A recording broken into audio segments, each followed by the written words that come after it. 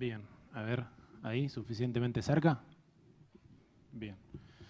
Bueno, gracias por la presentación, gracias a todos los que consideraron que esta charla era una propuesta meritoria de estar acá. Para mí es una alegría enorme, en lo particular también porque yo no sé si todos están al tanto, pero este cine en particular, yo que vengo del cine, el Gaumont tiene una historia enorme, y para mí estar sentado acá hablando de esto es un orgullo realmente enorme, así que gracias.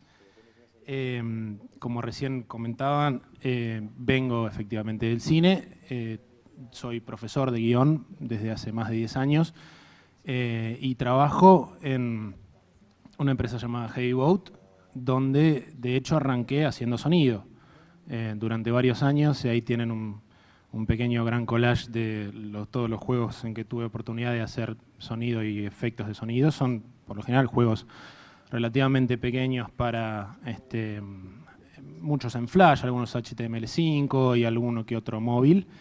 Y eventualmente, a medida que fue creciendo un poco la escala de los juegos que hacemos en Heavy Boat, ya que trabajamos principalmente durante casi 6 años para empresas como Cartoon Network o Disney, por ejemplo. Hablamos de juegos basados en series de TV, se hizo de a poquito viable que tuvieran algún tipo de narrativa, así que ahí levanté la mano, dije, déjenme escribir a mí, ya que esto es efectivamente lo mío. Y en algunos casos fue simplemente un contexto. Si ven la hilera de arriba, son juegos que tienen poco más que un contexto, hay una pequeña historia al principio y al final. Luego los que están en el centro y abajo sí tienen un desarrollo un poco más complejo de lo que es narrativa en cuanto a diálogos y cutscenes y algunas otras cosas. Y también en forma independiente trabajé durante unos 5 años un videojuego de texto o juego de aventuras, como se le llamaba hace varias décadas, llamado La Noche del Ensayo, que es lo más complejo que tuve oportunidad de escribir, en este caso también diseñar. Después les voy a pasar la página donde esto se puede jugar en forma gratuita. Antes de arrancar, habría que plantear algunas cosas básicas de entrada. Como guionista, me parece importante plantear que en ninguna manera considero que la historia esté por encima, ni siquiera al nivel del gameplay o el diseño en un videojuego. Me parece que es importante que lo plantee yo desde mi lado de narrador, siendo que es una de las cosas que creo que uno tiene que aceptar lo más rápido posible si le interesa narrar en videojuegos. En otras palabras, si el juego es un embole, nadie va a querer llegar al final solo porque la historia está buena.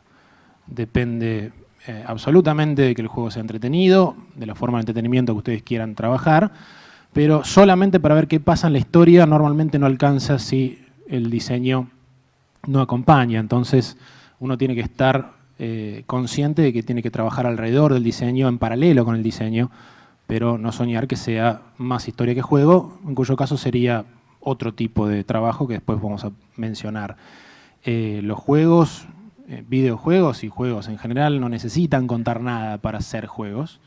Necesitan reglas y necesitan un mundo donde aplicar esas reglas, mundo que puede ser absolutamente abstracto, si uno quiere. Pueden ser piezas, un tablero, diamantes o lo que fuera.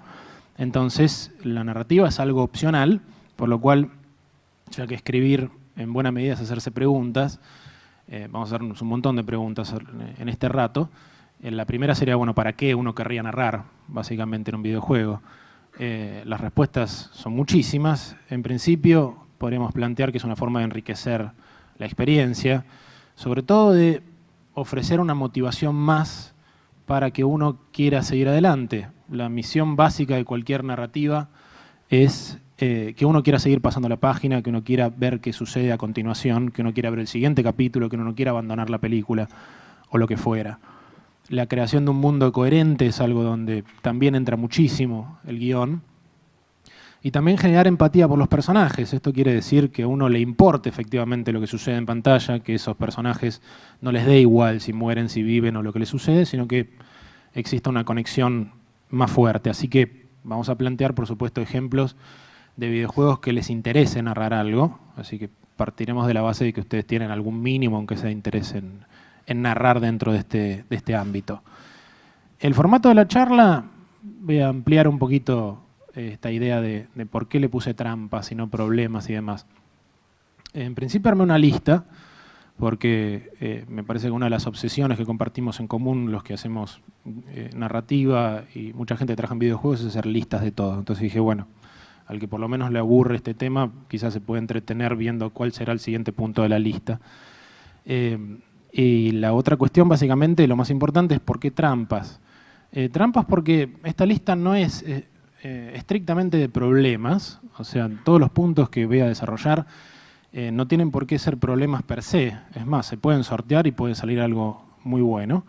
Pero si uno los encara mal, de entrada, entonces sí se pueden convertir en un pantano, del cual es muy complicado salir. Y van a ver que muchas veces considero que muchos de los problemas vienen de visiones extremas de ciertas cosas, donde la idea es tratar de encontrar algún tipo de balance. La última aclaración que quisiera hacer antes de arrancar es que voy a hablar de el guionista, voy a usar el masculino en su forma tradicional, me refiero a todas las variantes del caso, también en cuanto a que puede referirse a varias personas y no también puede existir que, de hecho se da la mayoría de los casos, que no exista la figura del guionista en forma exclusiva en un equipo, sino que sea alguien más del equipo que además de diseño o alguna otra cosa se refiere o trabaja la cuestión narrativa. Entonces cuando diga el guionista piensen en la figura de quien escribe, sea la cantidad de gente que sea. Vamos a arrancar entonces. La primera que considero trampa meritoria de analizar es lo que he llamado reinventar la rueda. Me ha dado la impresión, jugando unos cuantos juegos, que se suele tener una influencia muy fuerte de un grupo pequeño de juegos. Eso nos pasa a todos, o sea, vemos algo que nos gusta, queremos hacer eso. Y la consecuencia, si uno no solamente se deja llevar por el disfrute y no analiza un poquito, en este caso, ya que estamos trabajándolo, es que no solo se repiten modelos y demás, sino que uno comete los mismos errores que se cometieron hace un montón. Entonces no solo se hereda la parte buena de ese modelo que uno tomó, sino que también se heredan las equivocaciones y uno vuelve a chocar con paredes que gente ya se chocó hace décadas y que inclusive hubo mucha gente que los resolvió hace décadas, pero como sucedió en juegos que uno no conoce y uno no indaga, termina perdiendo mucho tiempo y esfuerzo en cosas que ya se solucionaron. Esto se da particularmente en aventuras gráficas, que es un tipo de género donde se cruza muchísimo la narrativa. Ahora más adelante lo voy a desarrollar. La conclusión sería un poco que me da la impresión de que no se indaga lo suficiente, no solo en el pasado, sino también en lo que se está haciendo al mismo tiempo. La historia de los videojuegos no es una historia particularmente larga. Esa es una buena noticia. Casi que nos llega a los 50 años si sacamos la parte prehistórica y demás. Entonces, sí es cierto que jugar lleva muchísimo tiempo, que no es lo mismo sentarse a ver una película 1 hora y media, 2 horas, y después ver otra, que tratar de jugar un montón de juegos, que es un poco lo que estoy tratando de promover. Pero básicamente con Internet no hay excusa. O sea, existe una enorme cantidad de lugares donde uno puede obtener información, fijarse sin jugar, leer comentarios, reviews, críticas, videos de gameplay, o inclusive, si uno se quiere meter todavía más, existe un montón de archivos online que tienen revistas escaneadas de hace un montón, que es extraordinario porque uno ve la visión de una determinada época acerca de algo. Entonces, ¿para qué? Podríamos preguntarnos, seguir un poco esta línea que estoy planteando. Y acá es la primera instancia donde voy a mencionar esta cuestión de la complicación de la visión extrema de ciertas cosas. Cuando digo indagar en el pasado y fijarse qué se hizo en la línea de lo que a uno le interesa, no planteo que haya ni que copiar exactamente lo que se hizo, porque ahí se heredarían también los errores, ni tampoco deprimirse porque alguien ya haya hecho lo que uno tenía ganas de hacer, porque eso ya sería un problema enorme si uno se empieza a deprimir porque alguien ya tocó tal o cual tema o juego. Y de paso también investigar viene bien para evitar algún que otro lugar común, que a veces uno supone que está teniendo una idea maravillosamente original y le gusta porque le parece que es original, y sin embargo vienen los problemas cuando se nota que quien está escribiendo no sabe lo suficiente acerca de lo que está escribiendo. A menudo la diferencia entre un guión decente y un muy buen guión se determina según si la persona que lo escribió realmente conoce ese mundo que está escribiendo o no. Se nota realmente. Ese mundo puede ser real, puede ser inventado, realista, real no lo va a ser nunca, realista o inventado, pero se nota y es una gran diferencia. Y obviamente cuanto más sepa uno, más opciones tendrá. Después pueden venir otros problemas diferentes. Pero parte de una actitud. Me parece que de las cosas más importantes es pararse desde un lugar donde está bien dejarse influenciar por la mayor cantidad de juegos y gente que uno se pueda cruzar. Y esto no es solamente un error de principiantes.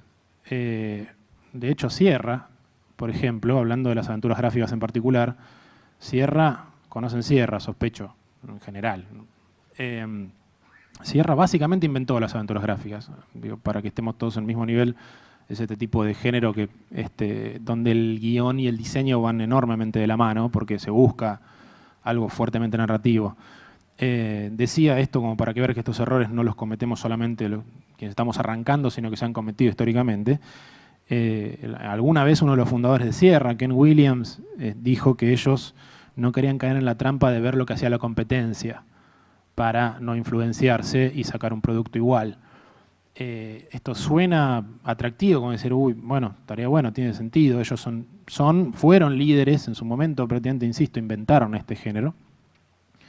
Y sin embargo, si se hubieran fijado lo que hacía LucasArts u otras empresas, probablemente hubieran sorteado más de un error de diseño o de escritura, pero desde el punto de vista de por qué me voy a fijar lo que hacen los demás, no quiero hacer lo mismo, etcétera, etcétera, no tuvieron la oportunidad de analizar lo bueno y lo malo y elegir qué tomar y qué no tomar. Entonces, muchas de estas cosas, insisto, parten de una actitud. Si uno no se molesta en indagar más allá de ese grupito de juegos que a uno le fascinan, para buscar soluciones a cosas, a problemas que uno puede tener a la hora de diseñar o escribir, está abriendo un poco la puerta a perder tiempo y esfuerzo.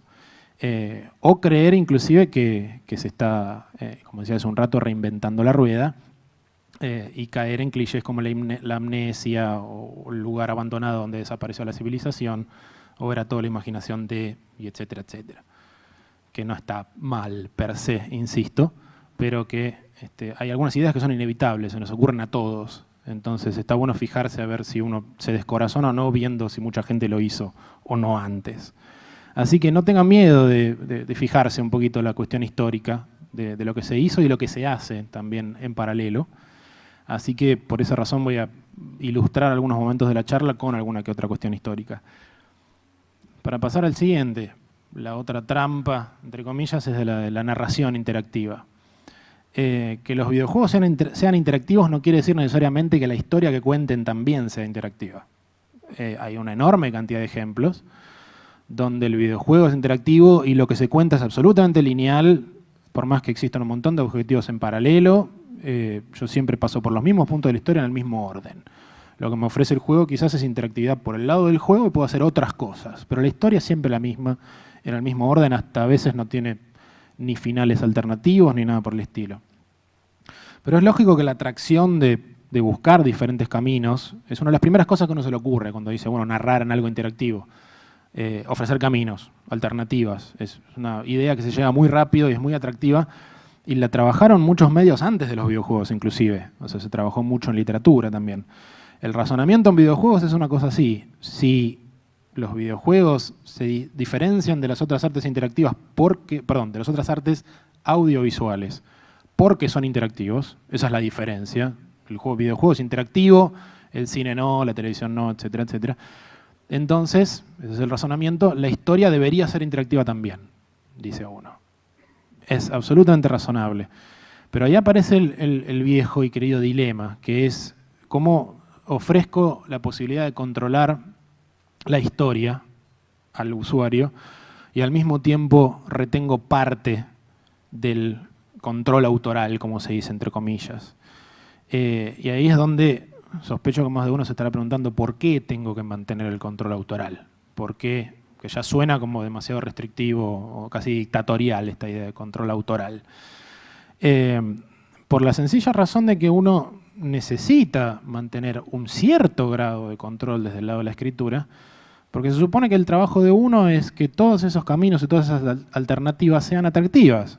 O sea, no necesariamente porque el jugador elija, va a elegir caminos que al final lo satisfagan dentro de la historia. Y si ya es difícil escribir una buena historia, imagínense 20 caminos distintos. Entonces, no hay garantías, digamos, de éxito en ninguna cuestión así. Pero se supone que la función del guionista no es necesariamente tener ideas, sino que lo que uno sabe hacer es desarrollar esas ideas para que sean atractivas, para que lleguen a buen puerto y para que uno tenga ganas de seguir adelante.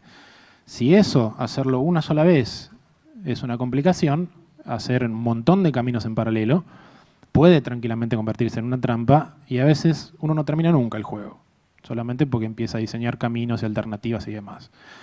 Entonces, si una ya es difícil, 25 caminos o finales distintos, imagínense. Una vez más, se dan cuenta que no es algo que per se sea un problema, esto se puede sortear y puede salir bien, pero uno tiene que estar muy consciente de la escala de lo que uno quiere diseñar. Para ir concretamente a algún ejemplo, ¿conocen Stanley Parable? Sospecho, más de uno. Stanley Parable es un videojuego muy cortito, mucho más apoyado en la historia que en el juego, donde básicamente la diversión es, como es muy breve, jugarlo muchas veces para ver todas las alternativas de caminos y demás. Sin embargo, Stanley Parable, si hablamos de... O sea, yo un poco mi objeción con Stanley Parable, que me parece súper entretenido, es cuando me dicen que es buenísimo como ejemplo de guión. Es ahí donde yo digo, bueno, paremos un poquito porque me parece que es otra cosa. En Stanley Parable uno juega con la forma, no con el contenido. O sea, uno se divierte viendo... Uno está consciente de que son un montón de caminos distintos. Uno no se mete nunca en esa historia. Es una opción, no estoy diciendo que esté ni bien ni mal, pero llega a un cierto nivel de complejidad. En ese sentido, es exactamente igual que el primer Elige tu propia aventura. Ese es el número 1. Acá en Argentina fue otro, pero creo que es el 2 acá, no me acuerdo. Pero el 1 en Estados Unidos del año 79 es La Caverna del Tiempo, que es exactamente lo mismo que Stanley Parable conceptualmente hablando. Son un montón de bifurcaciones y cada uno puede terminar en cualquier parte. O sea, puede cambiar de género, puede aparecer una nave espacial, te puede morir, puede ser, en fin, puede ser una comedia, etcétera, etcétera.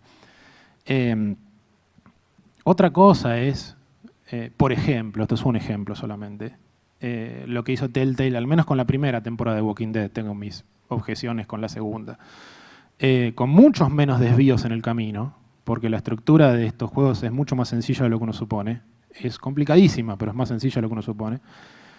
En esta serie de juegos pasa más o menos lo mismo al final de cuentas, según uno elija lo que elija. Y sin embargo logran algo muchísimo más difícil, que es que a uno le importen los personajes. Créanme que eso es infinitamente más difícil que crear un montón de caminos diferentes. Obviamente es una escala de producción completamente distinta de Stanley Parable, son extremos. Pero es mucho más complicado, insisto, e interesante lograr una conexión a nivel personajes y no tanto a la cantidad de caminos. Entonces, yo diría que para empezar al menos, sería interesante que uno se concentre en hacer una buena historia, que ya de por sí es complicadísimo.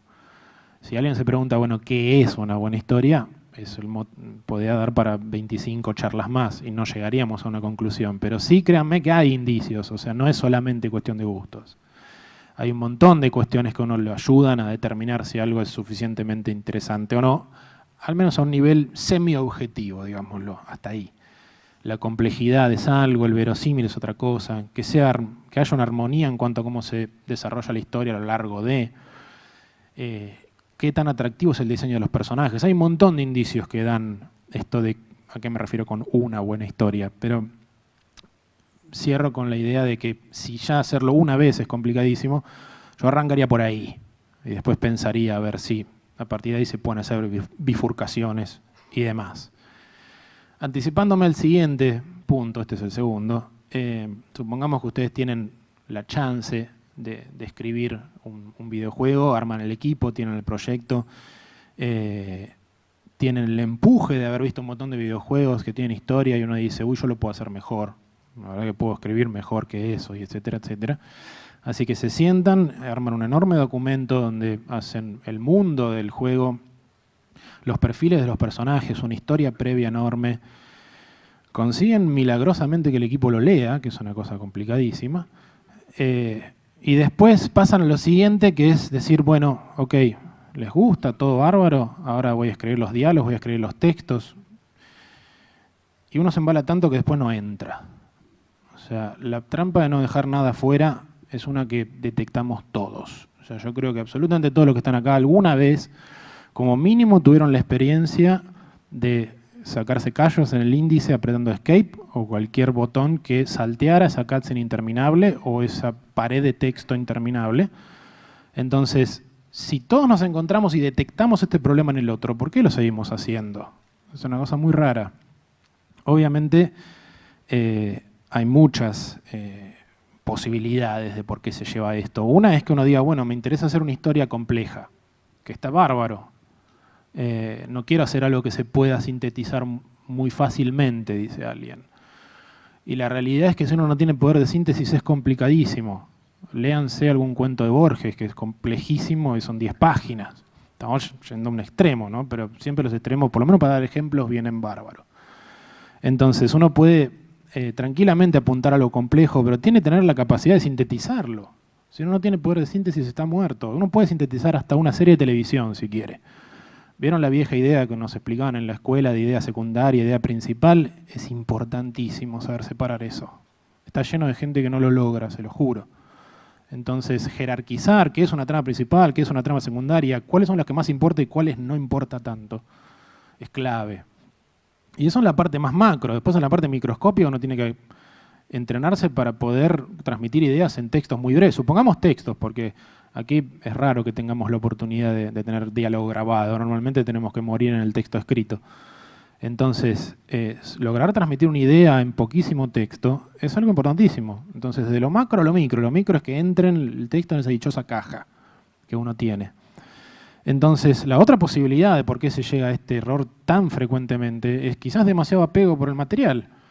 Si hay algo que necesita un guionista en cualquier medio donde escriba es algún mínimo nivel de desapego. Si uno está demasiado enamorado de su material y llora porque le cambiaron una coma o cosas así, entonces debería escribir novelas, o sea, debería escribir literatura realmente, debería escribir algún otro medio donde la escritura sea el fin y no un medio para convertirse en otra cosa.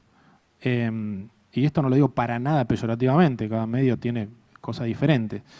Calculen en un ámbito como los videojuegos donde la historia es opcional, entonces uno tiene que mentalizarse de esto, con esto muy rápido. Entonces, uno va a tener que editar ese material, va a tener que cortar cosas, va a tener que ser despiadado en un punto con su propio trabajo, va a tener que tener la capacidad de acercarse cuando lo está escribiendo y alejarse cuando hay que editarlo. De decir, lo veo de lejos y digo, esto no va, esto sí va. Entonces, en todos esos cálculos que se hacen de los proyectos, que se hacen presupuestos y se hacen un montón de tablas donde en tal semana hacemos esto y esto y esto y aquello, no digo de la misma manera, pero uno tendría que hacer un trabajo parecido, de calcular si la escala de la historia que uno va a querer contar entra en la escala de juego que vamos a hacer. Porque si uno se va completamente de mambo, después la va a destruir la historia si empieza a apurarla. O si dice, no, mira, yo necesito esos choclos de texto así enormes. Después no se espanten si la gente los saltea, porque va a suceder eso. Entonces, una vez más, no hay garantía de éxito. No hay una fórmula para decir, ¿cómo hago para que la gente no saltee mis textos? Bueno, escríbanlos de la manera más concisa y atractiva posible como para que uno tenga ganas de leerlos. Eso es lo mejor que se puede llegar a aspirar. Y también viene bien para ver cómo estos errores no solo han sido cometidos por principiantes, traigo algunos ejemplos de profesionales. Este señor, no creo que lo conozcan de cara, pero se llama Mario Puzo, o se llamaba Mario Puzo. Ahora les voy a contar quién es, pero Superman fue la primera película que tuvo su videojuego acompañante en el año 78. Superman fue la primera película de este género que ahora hoy inunda los cines de superhéroes de alto presupuesto, recién era una absoluta novedad. Y para escribir el guión, o sea, el proyecto era tremendamente ambicioso, deciden hacer Superman 1 y 2 juntas. También fueron las primeras veces, no la primera, pero una de las primeras veces. Entonces contratan a este señor, que este señor había ganado 2 Oscars a guión, por coescribir El Padrino. Mario Puzo es el autor de la novela El Padrino, que es una de esas, en el caso de las películas, es una de esas pocas que terminan toda discusión. Casi no hay nadie que no disfrute El Padrino, es raro encontrar eso. O sea, estamos hablando de alguien con experiencia. No escribió solo, de cualquier manera, adaptó su propia obra con Francis Ford Coppola, que sí es guionista de cine. Ahora, ¿qué pasó? Este señor tenía que entregar un guión que diera para 2 películas. 2 películas que iban a ser largas. Supónganse que el guión iba a tener unas 240 páginas, una cosa así, para que entren 4 horas. Mario Puzo entregó un guión de 550 páginas. O sea, se embaló espantosamente con la historia del cómic de Superman, le encantó la metáfora y demás, y entregó un guión que no se podía filmar. Y estamos hablando de un tipo que sabía escribir, pero no sabía escribir tanto cine. O sea, escriben novelas. Entonces, ese tipo de problemas de que uno se extienda y no entre en lo que uno quiere hacer, muchas veces pasa de colaboración entre medios. Traer un guionista de cine para que escriba y el guionista de cine, videojuegos, ¿no? Para que escriba videojuegos y el guionista de cine se ofende porque le parten el guión en pedacitos y cosas por el estilo. Entonces, hasta Mario Puzo escribió un guión que no se podía utilizar, así que no nos sintamos tan mal. Y traten de abreviar y de sintetizar en todo momento del camino. Ya que estamos hablando de cine, vamos a pasar a otra posible trampa, que es la de tomar justamente el cine como modelo. Esto es un problema que aparece más bien en juegos extensos, donde uno narra a lo largo de esto. Estoy seguro que muchos vieron un diagrama parecido a este alguna vez en la vida. Yo lo único que puse fue el Pitfall encima, es un viejo juego. Es la famosa estructura en 3 actos. Si ustedes agarran cualquier libro de guión o libro de narrativa en videojuegos, en las primeras páginas van a encontrar algo parecido a esto, fija. Es absolutamente razonable porque es la idea de que hay un equilibrio que se pierde, luego se lucha por restablecer ese equilibrio y hay un nuevo equilibrio. Eso es absolutamente útil, sigue siendo la base de la mayoría de los relatos clásicos audiovisuales, así que para nada estoy criticando esto per se. Ahora veremos dónde viene un poco la trampa del asunto. La trampa del asunto viene porque muchas veces este modelo se usa en cine para calcular cuestiones de tiempo. De decir, bueno, ¿cuándo tiene que suceder estas cosas? ¿Cuándo está bien que haya un viraje y se pudra todo y pasemos al otro acto y etcétera? Eso es algo que no se puede trasladar de forma idéntica a un videojuego, a la totalidad del videojuego. El videojuego normalmente, hay excepciones, normalmente no se completa en una sola sentada como una película. Uno maneja el tiempo, el lector, el usuario, el jugador maneja el tiempo del relato. Yo elijo, juego un rato, después lo dejo, después juego más adelante. Y la otra todavía más complicada es que la mayoría de la gente no llega al final de los juegos. Donde en una película, si uno no ve el final, básicamente no sirve, es como si no la hubiera visto. O sea, así como en una oración no se puede extrapolar el sentido de una oración hasta que aparece el punto final, uno no puede terminar de cerrar el sentido de una película si no la ve hasta el último minuto. Y en un videojuego de pronto queremos transponer esto y vemos que la mayoría de la gente lo abandona a la mitad o en el medio y demás. Entonces es una serie de complicaciones que aparecen que hacen que la televisión sea mucho más interesante como modelo estructural. Sobre todo la ficción serializada, o sea, la ficción donde existe una fuerte continuidad entre los episodios. Ahí tienen solamente 2 ejemplos. Tengo la fuerte sospecha de que más han visto Game of Thrones que House of Cards. Por eso la traje, también la veo, digo. Y no me estoy refiriendo a que los videojuegos tengan que estar separados en episodios, como hace Telltale. Es una posibilidad. Es una posibilidad, de cualquier manera viene más de la parte de producción que otra cosa. Sí, me parece que es muy interesante hacer comparaciones entre la tele, que se viene haciendo hace mucho tiempo, esto no es una novedad, y los videojuegos, y no tanto entre el cine y los videojuegos. La televisión serializada sirve muchísimo para aprender a cómo distribuir una trama a través del tiempo. Y cómo, mientras se cuenta algo a lo largo de los episodios, en la totalidad de una temporada, por ejemplo, que sería como compararlo con el juego entero, también se van contando pequeñas porciones que cierran dentro de sus episodios y que además son parte de algo mayor. Que eso sí es algo que se puede utilizar en los videojuegos. Los videojuegos siempre están subdivididos de alguna manera. Aun si sean un mundo abierto, que no tenga niveles per se, va a haber zonas, va a haber objetivos, va a haber subobjetivos. Siempre tenemos alguna subdivisión. Entonces, si nosotros tomamos como modelo, por ejemplo, la televisión y vemos cómo cuentan algo enorme a lo largo de los episodios, pero cada episodio tiene su mini clímax, tiene su mini historia que satisface a uno mínimamente, es algo que se puede transponer mucho más fácil al juego. Es decir, bueno, yo no tengo que llegar al clímax final, a la última parte del juego, para obtener pequeños cierres de historia que van a lo largo del camino. Entonces, también hay similitudes más sutiles, si uno quiere. La televisión serializada también tiene que todo el tiempo recordarle al espectador lo que vio. No solo en resúmenes al principio, pero el videojuego también hay que hacer eso, sobre todo en los juegos largos, insisto. Uno tiene que estar todo el tiempo recordándole al jugador qué hizo, qué le falta hacer, porque es muy fácil perderse cuando uno entra y sale de eso. Y otra cosa también que me parece interesante comparar es el lugar del guionista, o la integración del guionista con el equipo. Muchas veces escucho comentarios o quejas de que el guionista en videojuegos no se lo suele llamar temprano, que aparece relativamente tarde y demás. lo cual tiene sentido desde ya. Ahora, el error sería llevarlo al extremo y decir que sea como el cine, es decir, primero escribe todo el guionista, después se lo da al equipo. Eso es absolutamente inútil en videojuegos. Más que empezar temprano, creo que lo más importante es cómo mantener, aunque sean reuniones, el trabajo con el guionista durante. El diseño y el guión funcionan mejor si se hacen en paralelo. Y de la misma manera que la televisión se escribe sobre la marcha. O sea, mucha gente tiene la concepción de que las series de televisión malas son aquellas que se inventan sobre la marcha.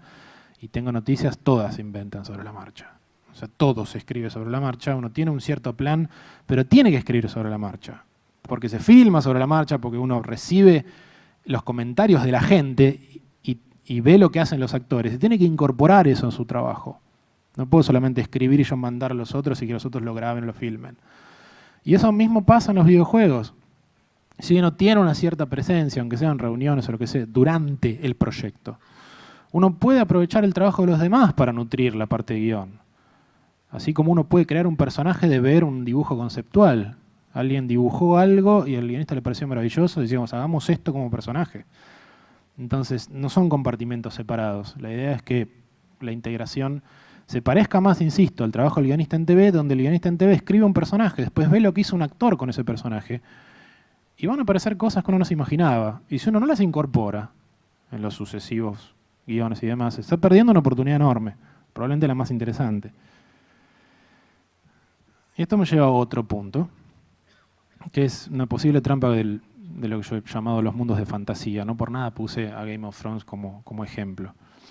Hay una enorme cantidad de videojuegos históricamente que tienen por temática o por género la fantasía o la ciencia ficción. Desde el principio de los videojuegos, no en vano mucho que surge de Estados Unidos, justamente es en la época donde gente joven de 20 y pico, 10 años antes había leído a Tolkien, se había leído El Señor de los Anillos, que explotaba en los 60 en Estados Unidos, y después en el 77 aparece Star Wars. Entonces ya con esas dos cosas, ya desde el principio de los tiempos de los videojuegos, han sido como los dos géneros predilectos. Y no es casualidad porque son dos géneros que tienen muchísimo que ver con la creación de mundos, que es parte de lo mejor que hace un videojuego. Entonces, estos géneros son los donde más claramente aparece la creación de mundos. Entonces, inevitablemente se cae en esto, que también sospecho que más de uno lo conocerá. Es una vieja estructura llamada Camino o Viaje del Héroe, que en realidad parte del trabajo que hace un profesor, un señor llamado, un mitólogo en realidad, llamado Joseph Campbell, que se toma el trabajo de estudiar las mitologías de muchas civilizaciones, encuentra que se parecen mucho a esas historias, que son las más antiguas que nos llegan, que tenemos registro, y arma esta estructura, que es muy conocida, es la idea de un héroe que se separa de su comunidad, entra a un mundo diferente, especial, busca una fuente de poder, piensen en Neo, en Matrix, o en Star Wars, o en Señor de los Anillos, etc. Tiene un roce con la muerte o una resurrección literal, y luego vuelve a su comunidad para compartir el fruto de su aventura. Desde ya que es recontra útil tener esto como base, porque los conflictos son externos, vienen de afuera, y los videojuegos suele suceder así. También comparten la similitud de que en este caso la trama se mueve según se mueve el héroe por tierras desconocidas, que es lo que uno hace en muchos videojuegos. ¿Cómo gano? Tengo que llegar a esta meta. Entonces tengo que cruzar tierras desconocidas y demás. Entonces, ahí viene la otra pregunta, ¿cuál sería la trampa? La trampa, a mi juicio, es ver del género hacia adentro solamente, y no del género hacia afuera. Me refiero con encerrarse en esos mundos de fantasía, es tan atractivo, que uno tranquilamente se puede olvidar que las mejores historias de ciencia ficción y de fantasía son las que hablan de este mundo, que por ahora es el único que hay, por ahora, después veremos. Las mejores historias de ciencia ficción y fantasía son las que plantean alguna metáfora acerca de este mundo. Y lo mejor de esta estructura del camino del héroe no es necesariamente esta parte de etapas y demás, sino la razón por la cual han perdurado estas historias durante miles de años, y que es que tocan temas universales. Esa me parece que es la parte más interesante. El héroe que abandona su comunidad nos ha pasado a todos en cuanto a crecer y abandonar el hogar y lanzarse al mundo real y con todos los peligros que eso conlleva. Los monstruos son las trabas internas que uno tiene. La muerte y la resurrección es una forma de metaforizar la idea de un renacer interno. Entonces hay una enorme carga metafórica que si uno se le pierde, pierde la oportunidad, me parece, de llenar un vacío que suele haber, que puede servir muchas veces para distinguirse de otros juegos que tocan estas temáticas, porque está repleto, francamente, este tipo de juego. Entonces sería perdón, una buena manera de distinguirse si uno no cae en la trampa de encerrarse en estos mundos de fantasía. Como ejemplo de la parte humana, vuelvo antes de que alguien piense que yo soy fanático de los juegos de zombies, no es así. Lamentablemente en los últimos años muchos de los mejores guiones fueron juegos de zombies en los videojuegos por alguna extraña razón. Por lejos de Last of Us lo mejor que tiene no es que esté lleno de zombies, sino una relación humana entre los personajes y cómo subvierte la idea del camino del héroe haciendo un héroe que al final, spoiler, no voy a decir demasiado, pero decide ser egoísta en lugar de sacrificarse en pos del bien de la humanidad, que es lo que hace todo héroe en el camino del héroe. Y eso es notable. Y hasta el BioShock Infinite, que es casi inentendible en sus viajes en el tiempo, yo no entendí nada cuando terminó básicamente el BioShock Infinite, tuve que bueno, probablemente, es demasiado retorcido. Y sin embargo, en el medio de todo eso, hay una idea extraordinaria de cómo una misma persona, según si elige hacerse cargo de su culpa y sus demonios internos o no, se puede convertir en el héroe o en el villano. Esa idea probablemente sea lo más interesante que tiene desde el punto de vista narrativo, desde ya. Un juego que tiene un mundo maravilloso, eso sí. O sea, desde el punto de vista del diseño es una cosa extraordinaria. Entonces, nadie dice que todo tenga que ser una metáfora enorme. Tampoco vayamos al extremo. Pero si uno busca esta idea de artística y demás, suele tener que ver con tratar de contar algo que es más de lo que parece. Con decir algo más de lo que simplemente parece que uno está diciendo. Y esto vale para cualquier género.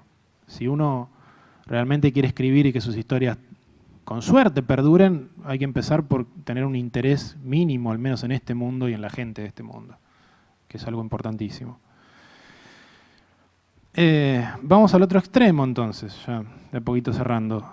Ni hablar que la mayoría de las historias más jugadas están en la parte experimental, ¿no? O sea, los juegos experimentales, por una cuestión de riesgo económico. Muchos de estos juegos que yo mostré son carísimos, entonces solamente tienen que recuperar la inversión, no van a arriesgarse demasiado en temáticas y demás. Entonces supongamos que por reacción a estos géneros escapistas, y estoy diciendo entre comillas, ¿no? Escapistas y planos y obvios y demás, uno dice, no quiero que gane el bien, fuera el optimismo, hagamos un juego serio. Y ahí aparece una melancolía deprimente en una enorme cantidad de juegos, donde hay un espectro tan amplio en el medio, que me resulta bastante extraño cómo muchos de los juegos, entre comillas, serios, son directamente depresivos. O sea, son directamente oscuros y es un bajón y todo el mundo se muere, o ya estaba muerto antes de empezar a jugar, y ese tipo de cosas. Entonces, ¿por qué se pasa de este extremo al otro? Reacción extrema es una, o sea, claramente uno dice, uy, cuánta cosa de héroe, vamos a hacer otra cosa, hagamos algo serio. Puede estar buenísimo, por supuesto que sí. También está la idea de que el santo grial lo que uno aspira es que la gente llore, como si fuera la única emoción. Es como decir, el juego logró llegar al cenit y la gente lloró. Bueno, no es la única forma de que sea efectivo. O quizás es que muchas de las personalidades de los que estamos acá es absolutamente melancólica en cuanto a que tiene dos estados de ánimo, euforia o depresión. Entonces, se entran en estos dos extremos directamente. Sea lo que sea, me parece que la trampa más peligrosa es confundir serio con importante. Que se comete mucho, y en cine también. Porque uno ponga música grave y temas complicados y toda la gente ponga cara de perro y sea todo medio en voz baja, ronca, y esté en blanco y negro y cosas por el estilo, se supone que con eso uno dice, le convence al mundo de que esto es relevante. Es decir, esto es importante, prestarle atención. Entonces uno hace juegos mortalmente serios, donde no hay un chiste en ningún lado. No porque tenga que haberlo, es una cuestión de balance. Me parece que el mayor problema es cuando la motivación para hacer un juego, entre comillas, serio, que puede ser extraordinario, es el miedo. ¿El miedo a qué? El miedo a que no nos tomen en serio. Que es un miedo que tenemos muchos, sobre todo bueno, en Heavy Boat hacemos jueguitos basados en dibujitos. Esa es un poco la visión que puede tener mucha gente. Sin embargo, si este temor, es el mismo temor que alimenta la idea de la discusión de si los juegos son arte o no. La mayoría de la gente que le interesa meterse en esa discusión no es porque le interesa la parte teórica, es porque le interesa ser tomado en serio. O sea, que los juegos sean considerados arte importa a la mayoría de la gente porque es como, bueno, ¿lo tomás en serio o no? Esa es un poco la pelea. Que lo lean en la categoría del arte sería como tómenlo en serio. Si esa es la fuente, el lugar donde uno se para escribir, tranquilamente va a terminar haciendo una acumulación de tragedias que no cumplen con lo que uno buscaba. Y por esa razón hay una gigantesca diferencia entre, por ejemplo, un juego como el Papers, Please y una historia interactiva como el Beyond.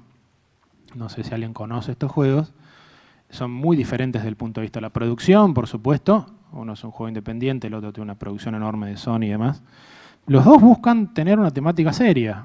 Los dos, hasta en el Papers, Please la música es terriblemente seria y demás. Y sin embargo, con un puñado de diálogos muy cortitos en este personaje que ustedes ven ahí en pantalla, un señor llamado Georgie, no sé cómo se pronuncia, que aparece todo el tiempo. Uno trabaja en una aduana, básicamente, de quien decide entrar o no a un país comunista, digamos. Entonces hay atentados todo el tiempo. Con ese personaje solo, logra un balance entre cosas de una emoción que va más allá de la seriedad y la solemnidad del asunto, que a mi juicio está enormemente por encima de una producción millonaria como el Beyond, que a mi juicio es un guión pésimo. O sea, si seguimos tomando el Beyond como el camino a seguir de la escritura en videojuegos, estamos fregados. Pero esto empieza, o sea, parte de buscar un balance. No hay un punto ideal, nadie dice que vaya a un punto ideal, pero eso no quiere decir que no haya que buscarlo. Entonces, el balance del Papers, Please es mucho mejor que la acumulación de tragedias del Beyond o de algunos otros. Y lo más importante de la seriedad es tomar el trabajo de uno en serio. Trabajar como un profesional y cumplir a tiempo y no tener la timidez que nos lleva a veces a poner chistes donde no van o cosas porque uno no sabe si lo van a recibir seriamente o no.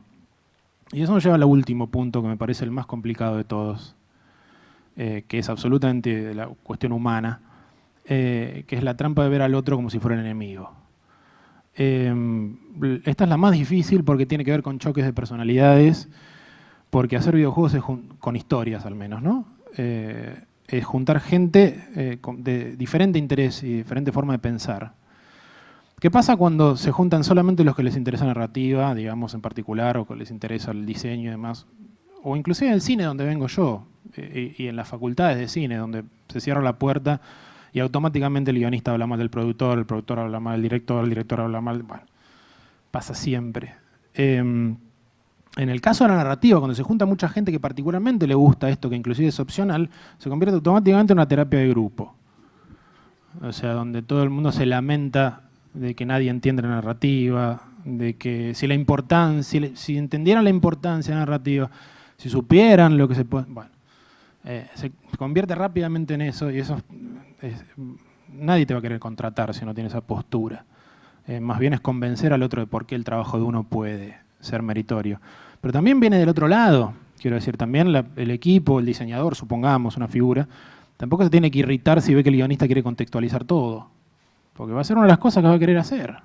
Entonces, parte de un entendimiento y valorar lo que hace el otro. Recién decíamos valorar el trabajo de uno. Bueno, es esencial trabajar en equipo, separarse un poco de la idea autoral del asunto, si bien puede que un individuo haga un juego desde ya. Pero si uno parte ya directamente sospechando del otro, como aparecía acá directamente, y mirando así, como que no me comprende, el diseñador mirando mal al guionista, el guionista mirando mal al diseñador, y etc. Vamos a seguir chocándonos con paredes que vienen hace rato largo. Entonces, no solo tomarse en serio, tomar el trabajo de los otros en serio. Y el mejor ejemplo de todos por lejos de esto es la creación de Dungeons & Dragons, que fue en realidad lo que me interesa no es tanto ese juego en sí, sino el género que crean estas dos personas, que fue el primer tipo de juego con potencial fuerte narrativo. Me estoy refiriendo a los juegos de rol, de papel y lápiz. Los juegos de rol no hubieran existido si estos dos individuos muy distintos no se hubieran juntado a colaborar. Uno se llama Dave Arneson, el que ven a la izquierda, y el otro es Gary Gygax, los dos fallecieron lamentablemente. Tenían una pasión en común, les gustaban los juegos de guerra, que eran otro tipo de juego previo, pero cada uno veía algo distinto en el juego de guerra. A Arneson le gustaba por la parte de interacción entre los personajes, le gustaba el potencial narrativo. Mientras que Gygax podía pasarse semanas escribiendo tablas de puntajes de hachas, por ejemplo. Estos son los dos mismos arquetipos de gente que le gustan o que trabaja en videojuegos, siguen existiendo hasta hoy. Quien va al videojuego mayormente por la experiencia de juego, por esa vivencia, y quien va por el sistema de reglas. Y en el medio hay de todo, por supuesto. Pero este tipo de juego no hubiera existido si estos dos individuos no decidían cooperar. Después terminaron peleados en juicios, eso es otra cosa. Olvidémonos por un rato. Y la influencia que esto tuvo en los videojuegos es enorme. Pónganse a leer todos los que inventaron los videojuegos, casi ninguno no había jugado esto. Entonces, querer un juego que tenga narrativa implica unir gente que piensa, entre comillas, en números y gente que piensa en personas y motivaciones y demás. Y no se pueden hacer ni buenos juegos con pura humanística ni buenas historias con pura matemática. No hay manera. Entonces está bárbaro si a una sola persona no le sale todo. Si no puede diseñar bien y a la vez escribir bien. Digo el diseño porque es lo que suele mezclarse más, puede ser cualquier variante. Hay que tener autocrítica desde ya. Pero si uno convoca a alguien más, un guionista convoca a un diseñador convoca a un guionista, entonces denle lugar a ese otro. Convocar a medias es como no convocarlo. Y si esa persona no resulta, busquen otra. Pero hay que darle el lugar y el espacio al trabajo del otro. Y bueno, por eso es que también la palabra trampa me viene bien en cuanto a que esta puede haber sido una pequeña trampa que les hice yo a ustedes en cuanto a que yo quería hablar de guión, pero más que eso. Porque me parece que escribir es justamente eso, tratar de hablar de más de una cosa al mismo tiempo. Y escribir también es tener algo para decir. Y tenía muchas ganas de decir todas estas cuestiones. Así que gracias.